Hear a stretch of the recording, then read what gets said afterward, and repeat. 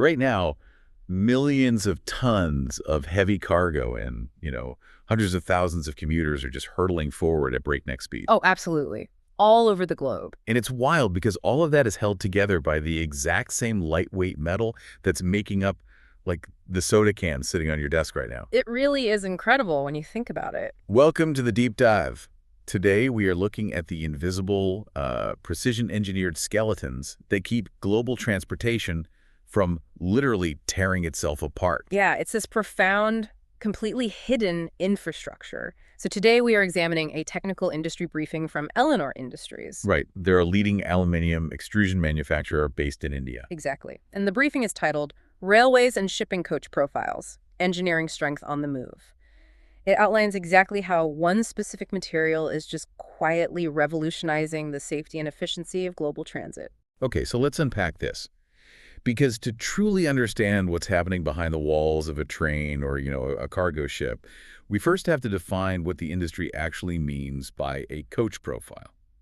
Right, because it's a very specific term. Yeah, I mean, when I hear coach profile, I instantly think of, like, a sports manager's resume. Yeah. No, not quite. In structural engineering, this isn't just some general shape.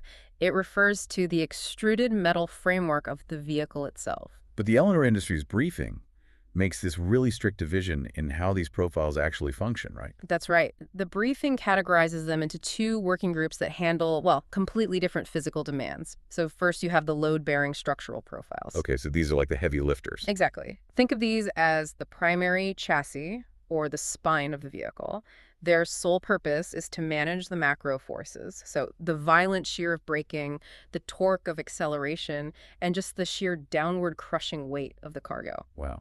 And then the second group integrates directly into that spine, right? Yes, exactly. Those are the supporting functional profiles. They don't bear the main dynamic loads. So what do they do? Instead, they provide the modular framework. I mean, they form the rigid structures around those massive panoramic windows. They secure the pneumatic door mechanisms. Oh, okay. Yeah, they anchor the interior partitions, and they create these protected routing channels for literally miles of high-voltage cabling.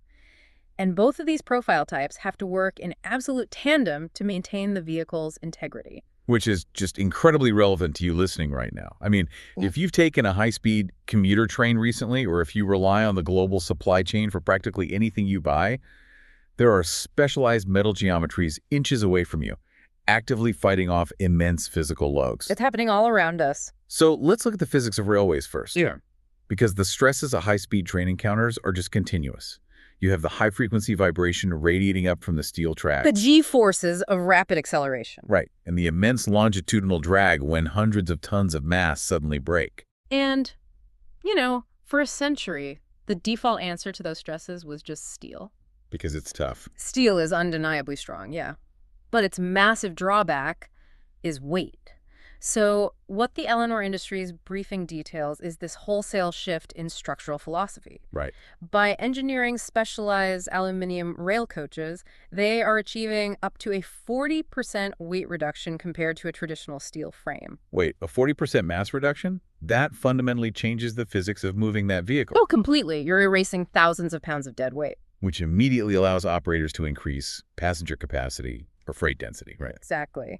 But more critically, from an operational standpoint, dropping that much weight slashes energy consumption by 15 to 20%.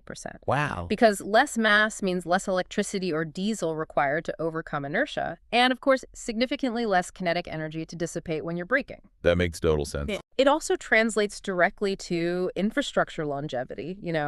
A lighter train imparts way less mechanical wear on the rail networks, which reduces track degradation over time. Okay, but here's where it gets really interesting to me.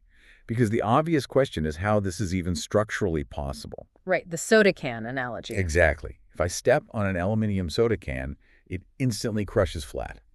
We are talking about taking that exact same elemental metal and putting it at the very front of a bullet train. It sounds counterintuitive. I mean, I understand there are alloys involved, but how does a notoriously malleable metal survive the catastrophic forces of, like, a high-speed derailment or a collision? It's a vital question. We have to separate the raw elemental aluminium from the highly engineered alloys and, more importantly, the applied geometry. Okay. What's fascinating here is how finite element analysis, or FEA, changes the behavior of the metal entirely. They aren't just pouring metal into these solid structural Right, beams. they're using the 6061 T6 alloy, right? Yes, the 6061 T6 alloy involves blending aluminium with magnesium for tensile strength and silicon to lower the melting point for better extrudability. And what does the T6 part mean? The T6 designation means it undergoes a really rigorous heat treatment process. They heat it up and rapidly quench it in water to basically freeze the internal crystalline structure. Oh, wow. Yeah, it artificially ages it to maximize its yield strength. But, the chemistry is only half the solution. The SEA software allows engineers to design these complex, hollow, multi-chambered shapes. Visually, it looks a lot like a honeycomb structure when you view it in cross-section. Very similar, yeah. And those multi-chambered geometries act as intentional, energy-absorbing crumple zones. Just like in a modern car. Exactly. See, older steel trains relied on brute mass to survive a crash, but that rigidity is actually a fatal flaw. How so? When a rigid steel train hits an immovable object, the kinetic energy of the impact transfers directly through the frame and right into the passengers. Because energy cannot be destroyed, it just looks for a place to go. Yeah. And if the frame doesn't absorb it, the human bodies inside will. Precisely. It's brutal. But these multi-chambered aluminum profiles are designed to fail. To fail. Yes, but to fail in a highly predictable, calculated manner. Upon extreme impact, the honeycomb chambers collapse and they just fold over one another. Okay, I can picture that. This progressive crushing action converts the kinetic energy of the crash into heat and mechanical deformation. It dissipates the deadly force before it ever reaches the passenger cabin. So the fact that it can crush is the exact mechanism that keeps people alive. Exactly. And those same hollow chambers aren't just for collisions either. The briefing outlines how this geometry handles the daily, relentless problem of track vibration. Because a solid chunk of metal would just ring like a bell, right? Solid metal transmits vibration really efficiently, but when you introduce these specific multi-chambered voids into the structural profiles, they disrupt the resonant frequency traveling up from the wheels. Oh. The source actually notes this design yields up to a 40% reduction in track vibration resonance. The shape effectively just swallows the kinetic chatter. Which obviously improves the ride quality for the passenger, but structurally, it prevents the frame from just vibrating itself to pieces over time. Yes, fatigue is a huge issue. Right, the briefing notes these profiles are tested to exceed 10 million fatigue cycles. In material science, fatigue is the silent killer. It's that microscopic weakening of the material caused by repeatedly applied loads. Like bending a paperclip back and forth until it snaps? Yes, so surviving 10 million cycles proves the alloy can flex and return to its original shape without those atomic bonds deteriorating. And that endurance is paired with really stringent safety certifications. The briefing specifically cites the EN 45545 safety standard. That's the European standard for fire protection on railway vehicles, right? Exactly. While some modern composite materials or, heavy-duty plastics might offer a lightweight, they can be highly combustible, or they release toxic gases when exposed to extreme heat. Which is terrifying in a train car. Right. But aluminum is non-combustible. It doesn't off-gas toxic smoke in a tunnel fire. So you have this one material managing dynamic vibration, absorbing crash energy, and providing a passive fireproof barrier. All while lasting for a 30-year operational lifespan. Exactly. But, the dynamic loads of a railway are relatively linear. The train moves forward, backward, and vibrates up and down on a fixed, predictable track. True. When you transition these structural skeletons away from land and out into the open ocean, the physics radically change. Oh, completely. Out there, the primary threats aren't just forward momentum. They are multi-directional crushing forces and relentless chemical degradation. The marine environment is uniquely hostile to engineered structures. The Eleanor Industries briefing outlines demands that are, quite honestly, staggering. Ships utilizing these aluminum profiles face constant 20-gram wave impacts. Stop for a second.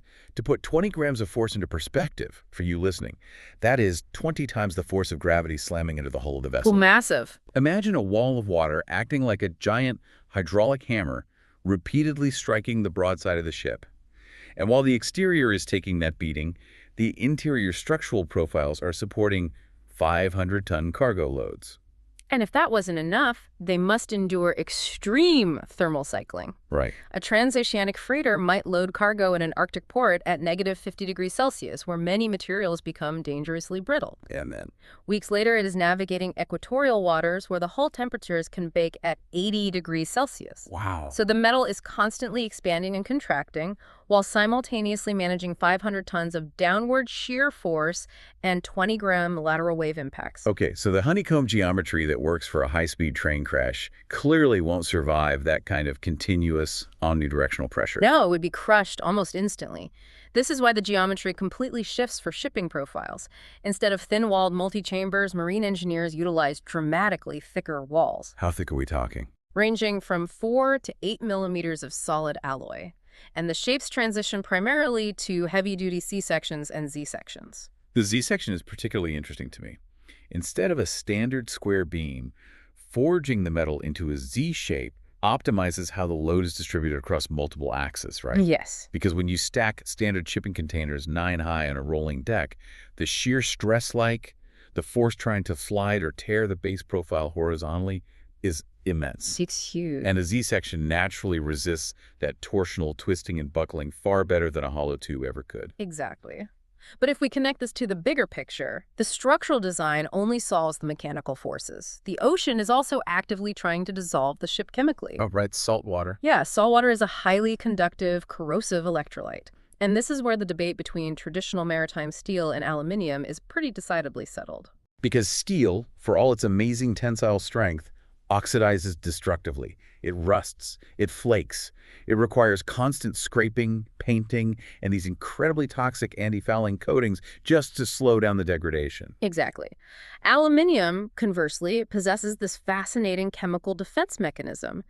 When bare aluminium is exposed to oxygen, it instantaneously reacts to form a microscopic, tightly bonded layer of aluminium oxide on its surface. Right, a passive oxide layer. Yes. Unlike iron oxide rust, which flakes away and exposes more raw metal to the elements, aluminium oxide is virtually impenetrable and chemically inert. It effectively scabs over the instant it's cut, sealing the pure metal underneath away from the saltwater electrolyte. And the data really supports this. The briefing cites immersion testing demonstrating that aluminium exhibits 5 times better saltwater corrosion resistance compared to untreated steel. 5 times. Yeah. But for marine applications, they don't just rely on the natural oxidation. They enhance it through anodization. Right, the 25-micron protection barrier mentioned in the source. Exactly. Through an electrochemical process, basically submerging the profiles in an acid bath and passing an electric current through them, they force the oxide layer to grow synthetically thicker. That's fascinating. It creates a porous, honeycomb-like structure of oxide on a microscopic level, which is then sealed. This 25-micron barrier is incredibly hard and specifically prevents pitting corrosion. And pitting is insidious because it creates these localized, microscopic holes that eat deep into the metal, particularly in areas like ballast tanks that are constantly alternating between wet and dry. Exactly. By neutralizing that threat, you basically eliminate the embrittlement that plagues conventional maritime materials. So they last longer. Much longer. These structures are rated to operate safely for over 25 years without degrading, and the economic cascade of that chemistry is massive. I can imagine. A vessel that doesn't rust naturally cuts lifetime maintenance costs by 30 to 40%.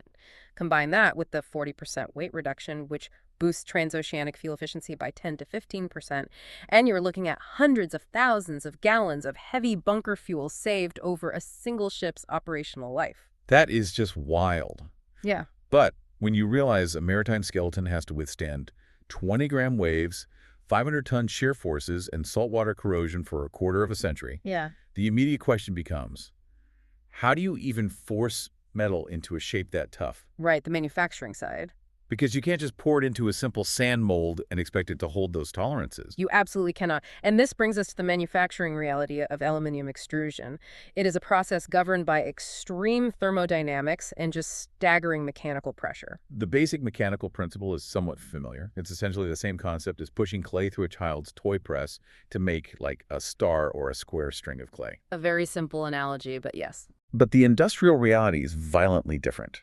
You are starting with a solid billet of high-grade 6061 or 6082 alloy, and you have to heat that solid metal to around 500 degrees Celsius. That specific temperature is critical. At 500 degrees, the aluminium is pliable enough to be pushed, but it hasn't reached its melting point. So it's still solid. It remains solid state, and the hydraulic press required to move that solid metal exerts up to 10,000 tons of force. Stop.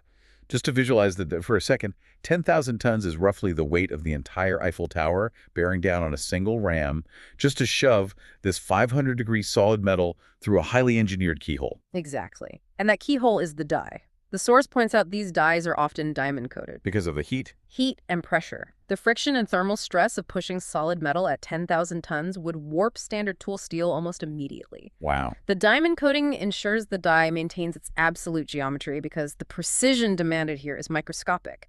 The standard tolerance for these profiles is plus or minus bare 0.1 millimeters. Wait. If we are dealing with macro forces like 500-ton cargo loads and 20-gram wave impacts, a tenth of a millimeter deviation sounds completely negligible. You'd think so, wouldn't you? Yeah. Why go to such extreme lengths for a microscopic tolerance on a massive ship beam? It sounds counterintuitive, but in dynamic load engineering, microscopic defects are the genesis of catastrophic failure. It comes down to a concept called a stress riser. A stress riser. Yes. When mechanical force travels through a uniform beam, the stress distributes evenly. But if there is a surface imperfection, a groove, a microscopic thinning of the wall structure by even a fraction of a millimeter, the kinetic energy doesn't just flow past it. Where does it go? The stress concentrates heavily around that specific geometric anomaly. All the force focuses on the weakest link. Precisely. Under the pressure of 10 million wave impacts or track vibrations, that tiny localized stress focus will eventually initiate a microscopic fissure in the atomic lattice of the alloy. And once it starts, Once that microscopic crack forms, it propagates with every subsequent impact until the entire load-bearing profile snaps. So the tight plus or minus 0.1 millimeter tolerance isn't just about making the parts fit together nicely. right, it's about survival. It is an absolute requirement to prevent stress risers from forming over a 30-year lifespan. That makes the rigorous testing protocols Eleanor Industries outlines completely understandable, because you can't visually inspect for a flaw that small, especially if it's internal. Which is exactly why they deploy ultrasonic testing. They send high-frequency sound waves deep into the extruded metal. Just like an ultrasound. Yeah, and if the sound wave hits an internal void, even a microscopic air bubble trapped during the extrusion process, it bounces back, and that entire batch is scrapped. Wow. They also conduct physical tensile strength verification, clamping the metal and mechanically stretching it to ensure the yield point exceeds 250 megapascals. Let me just ground that number for a second. 250 megapascals roughly translates to 36,000 pounds of force per square inch. It's the equivalent of suspending a fully loaded school bus from a single 1-inch rod of this aluminium without it permanently stretching or snapping. It is an immense threshold. And finally, they validate the corrosion resistance through ASTM B117 salt spray exposure. What does that involve? They place samples in a sealed chamber filled with atomized sodium chloride at elevated temperatures. It effectively hyperaccelerates years of oceanic oxidation into a matter of hundreds of hours. Just to prove the 25-micron anodized barrier will actually hold up. Exactly. Okay, so we have this material that requires massive amounts of energy to extract, heat, extrude, and test. We know how it dominates the physics of the railways and the oceans, but what happens at the end of the line? Right, the life cycle. When that train or freighter hits its 30th year and is finally decommissioned, does all that highly engineered metal just rust away in a scrapyard? Well, if the transit industry were still relying purely on steel or, say, modern carbon composites, a significant portion of that material would end up as landfill or highly degraded scrap. But this leads us to the final and perhaps most vital characteristic of aluminium: its infinite recyclability within a circular economy. So what does this all mean at an atomic level? When you melt down a 30-year-old high-speed train profile, does the material lose its structural integrity? No, and that is the unique advantage of the element. The metallic bonds between aluminium atoms don't degrade through the melting process. Wait, really? Not at all. Not at all. You can take a severely battered end-of-life maritime profile, melt it down, and the secondary aluminium recovered is structurally indistinguishable from virgin metal mined yesterday. That is amazing. It functions almost like a massive industrial set of Lego bricks. That's a great way to look at it. You build a bullet train, you run it for decades, and when you are done, you don't throw the bricks away. You simply decouple them, melt them down, and perfectly re-extrude an ocean freighter. And you can do this endlessly. It is a flawless closed-loop system. And the thermodynamics of that recycling process are where the true environmental impact lies. Also, To create primary aluminium, you have to mine bauxite ore and run intense electrical currents through it to break the raw chemical bonds. It's a highly energy-intensive process. right. But to recycle existing aluminium, you are only applying enough heat to melt the metal. The briefing notes that this secondary smelting recovers 95% of the energy compared to primary production. Meaning it only requires 5% of the initial energy footprint to give that metal a completely second life. Exactly. This secondary smelting slashes the overall carbon footprint by up to 90%. That's huge. It virtually eliminates landfill waste and drastically reduces the ecological destruction associated with new raw material extraction. Which raises an important question about how infrastructure projects are financed and evaluated in the first place. Because historically, transit authorities and shipping conglomerates look heavily at the initial procurement cost. Yes, the upfront price tag. And steel is generally cheaper upfront by the ton, but that completely ignores the life cycle reality. It is a very narrow view of economics. When you factor in the operational savings, the 15 to 20% reduction in daily fuel consumption due to a lighter frame, the 30 to 40% drop in lifetime maintenance because the hull doesn't corrode. Right, no scraping and painting. Exactly. Yeah. And the fact that operators recover massive financial value at the end of life because the scrap metal is infinitely recyclable, aluminium proves to be significantly more cost-effective over a 30-year window. It makes total sense. It basically forces the industry to shift from prioritizing cheap materials to investing in high-yield sustainable engineering. So let's bring all these threads together. We have journeyed from the dynamic, vibrating, high-speed shear stresses of land transit, where these multi-chambered geometries swallow kinetic energy to save lives, Out into the crushing, highly corrosive 20-gram wave impacts of the open ocean. right, where anodized Z-sections hold up mountains of cargo, and the foundation of it all are these precision-engineered aluminium coach profiles. Born in 10,000-ton hydraulic forges, tested down to a microscopic tenth of a millimeter, and perfectly positioned to be endlessly recycled in a true circular economy when their watch is finally over. It really highlights how reliant modern civilization is on the continuous advancement of material science. It does. The takeaway for you listening is pretty simple. The next time you step onto a commuter train, or the next time you sign for a package that crossed an ocean to reach you, try to look past the painted exterior in the passenger seats. Yeah, look at the bones of the thing. Exactly. Take a moment to understand that buried inside those walls are complex, multi-chambered extrusions and heavy-duty structural geometries, doing the invisible, heavy lifting required to keep your world moving forward safely. It's an appreciation for the mechanics hidden in plain sight. But, I want to leave you with one final, slightly provocative thought to consider on your own. Oh, okay. Let's hear it. The Eleanor Industries briefing is adamant that these profiles are rigorously tested for our current extreme environments, enduring negative 50 to 80 degrees Celsius temperature swings and massive kinetic impacts. Right, the ASTM B117 salt spray and the fatigue testing. But we know the climate is changing as ocean storms become increasingly violent and as land temperatures buckle traditional infrastructure with unprecedented heat waves. Will these passive skeletons eventually need to evolve again? It is a profound engineering dilemma. You can only make a static shape so strong before the environment outpaces the material. Right, so perhaps the next frontier of material science isn't just about extruding a stronger or lighter shape. What if the next step is integrating smart microscopic sensors directly into the liquid metal during that 500-degree extrusion process? Oh, wow. Imagine a structural skeleton that doesn't just passively absorb force, but actively feels and reports its own microscopic stress risers in real time, warning the captain of a vessel that a 0.1 millimeter fracture is forming long before the storm even hits. An engineered skeleton with a built-in nervous system that would redefine structural integrity entirely. Something to mull over the next time you ride the rails. Because whether it's the bones inside your own body or the hidden aluminium framing a bullet train, the structures most vital to our survival are almost always the ones we never see. Until next time, thanks for joining The Deep Dive.